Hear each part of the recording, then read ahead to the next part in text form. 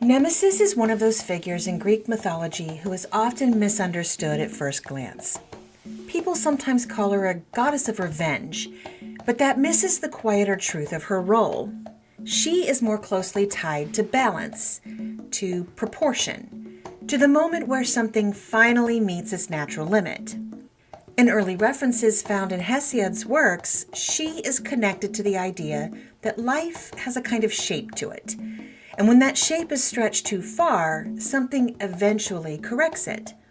The stories around her often involve hubris, that sense of going beyond what is fitting, beyond what is sustainable, without noticing the cost building underneath.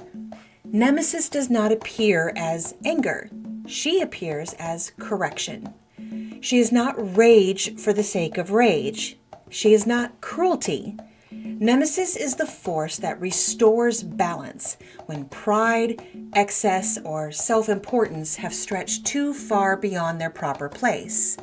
One of the clearest stories that carries her presence is found in the tale of Narcissus. Narcissus is the son of the river god Cephissus and the nymph Lyriope, and from the beginning he is known for extraordinary beauty, a theme prevalent in nearly every myth involving a nymph. As he grew, that beauty became almost legendary. People were drawn to him constantly. Men and women alike admired him, pursued him, longed for even a glance of affection. But Narcissus did not meet that admiration with kindness.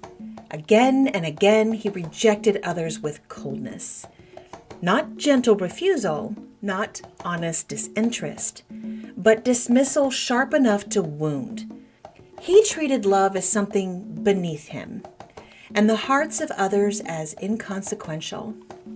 Essentially, Narcissus was a selfish prick. Among those who suffered because of him was the mountain nymph Echo. Echo had once been lively and talkative, but after crossing Hera, Queen of Olympus, she was cursed so that she could no longer speak her own thoughts. She could only repeat the last words spoken by someone else. When Echo saw Narcissus wandering through the woods, she fell deeply in love. She followed him quietly, longing to be near him, waiting for a chance to be seen. At last, Narcissus called out, asking if anyone was there. "There," Echo answered. He called again, and again she replied, repeating his words until finally she emerged, hoping her presence would say what her voice could not. But Narcissus rejected her cruelly. He turned away from her love with scorn, leaving her heartbroken. Echo retreated into loneliness, fading away until in time only her voice remained. This was not an isolated act. Narcissus continued on, leaving behind him a trail of pain without reflection. And this is where Nemesis enters. Seeing the imbalance, the arrogance, and the harm caused by a life untouched by proportion, Nemesis chose to intervene. She did not strike him down in anger nor destroy him outright. Instead, she created a correction. One day, Narcissus came upon a still, cool pool of water. Leaning down to drink, he saw his reflection, but he did not realize he was looking at himself. What he saw was only unparalleled beauty, and for the first time, he felt the same consuming longing he had inspired in others. He became entranced with his own visage, unable to look away, desperate to possess what he saw. He reached for the figure, but the water shifted. He waited for it to return once the water stilled, and it did. Again and again he remained there, caught between desire and impossibility, falling in love with something he could never truly hold. Narcissus was not punished through random suffering. He was brought into direct understanding of what he had created.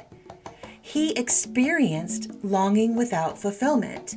He felt the ache of distance, the pain of desire unanswered. And at last, unable to leave, he withered there by the water's edge. And where he died, the flower that bears his name, the Narcissus, grew. This is why Nemesis matters. She restored the imbalance caused by Narcissus's inability to see beyond himself. The lesson was not that beauty was wrong or that admiration was dangerous. It is that when self-regard grows so large that it erases empathy, correction eventually comes.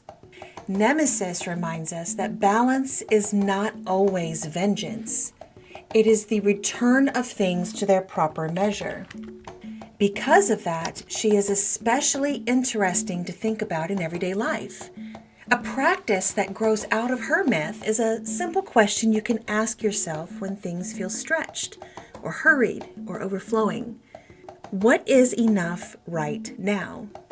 It is a gentle question, but it interrupts the spiral of accumulation. It brings attention back to proportion instead of excess. Balance is not always comfortable. It often asks you to stop sooner than you planned or want to, but it also prevents the kind of collapse that comes from never stopping at all. Nemesis is not punishment arriving out of nowhere. She is the reminder that something has already gone past its natural edge, and that noticing it in time can change what happens next.